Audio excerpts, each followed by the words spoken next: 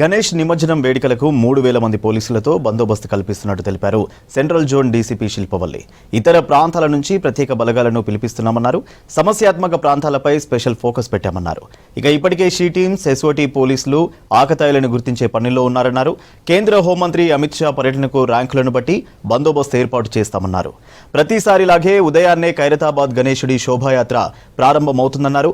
నిమజ్జన వేడుకల్లో ఎలాంటి ప్రమాదాలు జరగకుండా భక్తులు పోలీసులకు సహకరించాలంటున్న డీసీపీతో Anil face to face. Ganesh నిమజ్జనం కోసం ఇప్పటికే హైదరాబాద్ నగర వ్యాప్తంగా కూడా పోలీసులు ఏర్పాట్లు పూర్తి చేశారు. ఇక సెంట్రల్ జోన్కి ఈ గణేష్ నిమజ్జనం కీలకం కానుంది. సో పోలీస్ బందోబస్తుకు సంబంధించినటువంటి విషయాలను మనతో పాటు central zone DCP Shilpavalli ma'am ఉన్నారు. సో వారిని మరిన్ని విషయాలు అడిగి తెలుసుకుందాం. సో మేడం, పోలీసులకి ఒక ఫెస్టివల్ హైదరాబాద్లో చాలా జరుగుతుంటాయి, అందులో గణేష్ నిమజ్జనం చాలా కీ రోల్గా ఉంటుంది పోలీసులకి. అండ్ మిలాద్ ఉన్నబి కూడా పోస్ట్ పోన్ చేసుకున్నారు సో 2 పండుగలలో. సో ఈసారి ఈ నిమజ్జనం కోసం మీ తరఫు నుండి ఎట్లాంటి ఏర్పాట్లు చేశారు? మీరు అన్నట్టు హైదరాబాద్ సిటీ పోలీస్కి గణేష్ నిమజ్జనం అనేది it's a very important Bandobast. దీనికి సంబంధించి ఎవ్రీ ఇయర్ ఎట్లా అయితే జరుగుతుందో బందోబస్తు, దాన్ని ఎక్స్పీరియన్సెస్ తీసుకొని అట్లనే దానిలో ఎటువంటి ఇంప్రూవ్మెంట్స్ చేయాలనేది కూడా సిపి సార్, మా అడిషనల్ సిపి సార్ అండ్ ఇంతకుముందు ఇక్కడ వర్క్ చేసినటువంటి ఆఫీసర్స్ అందరి సలహాలు తీసుకొని బందోబస్తుని ఇంప్రూవ్ చేయడం జరిగింది. అట్లనే various coordination meetings with other departments అవ్వచ్చు, లేకపోతే మన ఆర్గనైజర్స్తో కానీ వీళ్ళందరితో కూడా కోఆర్డినేషన్ మీటింగ్స్ తీసుకోవడం జరిగింది. వీటన్నిటిలో భాగంగా మనము మెయిన్ ప్రొసెషన్ రూట్ ఏదైతే ఉంటుందో అక్కడ ట్రీ కట్టింగ్, తర్వాత రోడ్ రిపేర్స్, ఎలక్ట్రిసిటీ సేఫ్టీ, కేబుల్స్కి సంబంధించిన సేఫ్టీ, ఇవన్నీ కూడా ఏమేమి చర్యలు తీసుకోవాలో అదర్ డిపార్ట్మెంట్స్తో కలిసి ఎస్హెచ్ఓ లెవెల్ వరకు కూడా మనం ఫీల్డ్ విజిట్ చేసి చేయించడం జరిగింది. పాండల్స్ దగ్గర కూడా ఆర్గనైజర్స్ దగ్గరికి అందరం కూడా సిపి సార్ ఆదేశాల మేరకు వీఆర్ విజిటింగ్ గణేష్ మండపాలు రోజు రాత్రిపూట ఖచ్చితంగా అందరము కూడా అటెండ్ అవుతున్నాము. వెళ్ళి వాళ్ళతో ఇంటరాక్ట్ అయ్యి అక్కడ తీసుకుంటున్నటువంటి సేఫ్టీ మెజర్స్ లైక్ ఫైర్కి సంబంధించి, ఎలక్ట్రిసిటీకి సంబంధించి, తర్వాత బ్యారికేడింగ్ అవ్వచ్చు, ఇవన్నీ కూడా వాళ్ళు అక్కడ వెరిఫై చేసుకొని వాళ్ళతో కూడా నిమజ్జనం టైంలో తీసుకోవాల్సినటువంటి జాగ్రత్తలు ఎలా అయితే వాళ్ళు తొందరగా ఆ రోజు we're requesting them to start the procession. నిమజ్జనం అనేది తొందరగా స్టార్ట్ చేసి తొందరగా మన నిమజ్జనం ప్రదేశాలకి వచ్చేటట్టు, అలాగే వచ్చేటప్పుడు డీజే లాంటివి నిషేధం కాబట్టి అవి వాడద్దు అని చెప్పి వాళ్ళందరికీ చెప్పడం జరుగుతుంది. ఇంకా బందోబస్తు సంబంధించి అయితే మనకి మన సిటీ ఫోర్సే కాకుండా ఇతర అన్ని డిస్ట్రిక్ట్స్ నుంచి కూడా ఎట్లయితే ఇతర units like CID, then special forces, TGSP battalions నుంచి వీటన్నిటి నుంచి కూడా మనకి ఫోర్స్ రావడం జరిగింది. వీళ్ళందరికీ కూడా ప్రాపర్గా accommodation, food and other facilities చూసుకోవడంతో పాటు వీళ్ళందరికీ నిమజ్జనంకి సంబంధించిన బందోబస్తు డ్యూటీస్లో మనం వేసాము.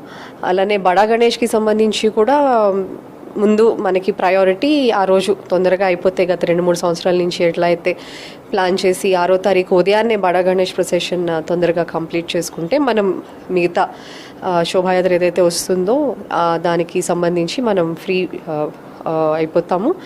దాని మీద ఫోకస్ చేయడానికి కూడా మనకు ఆస్కారం ఉంటుంది కాబట్టి బడా గణేష్ కూడా ఈసారి 12-1 కల్లా కంప్లీట్ చేయాలని మేము ఎయిమ్గా పెట్టుకోవడం జరిగింది.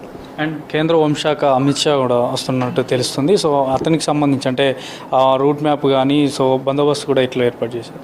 యాజ్ యూజువల్ ర్యాంక్ బట్టి ఎటువంటి మనము ర్యాంక్ ఆఫ్ ప్రొటెక్టీ బట్టి ఎట్లా అయితే మనము సెక్యూరిటీ ఏర్పాట్లు చేయాలో ఆర్గనైజర్స్తో కలిసి మిగతా సెక్యూరిటీ వింగ్స్కి సంబంధించిన మాకు కోఆర్డినేషన్ మీటింగ్ ఉంటుంది. దాని ప్రకారం will take all necessary arrangement. Sensitive ఏరియాలో ఏమైనా గుర్తించినట్టయితే సో అక్కడ ఎట్లాంటి ఏర్పాట్లు చేశారు?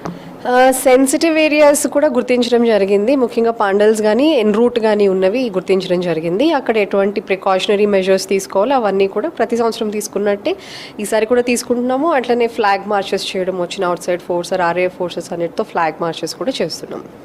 అండ్ ఈ ఓవరాల్గా ఎన్ని రోజులు ఆంక్షలు ఉండేటువంటి అవకాశం ఉంటుంది? నిమజ్జనం అంటే మనకి 6th రోజు మేజర్గా ఉంటుంది. సో ఓవరాల్గా ముందు డే కానీ తర్వాత డే కానీ ఎన్ని రోజులు ఆంక్షలు ఉంటుంటాయి?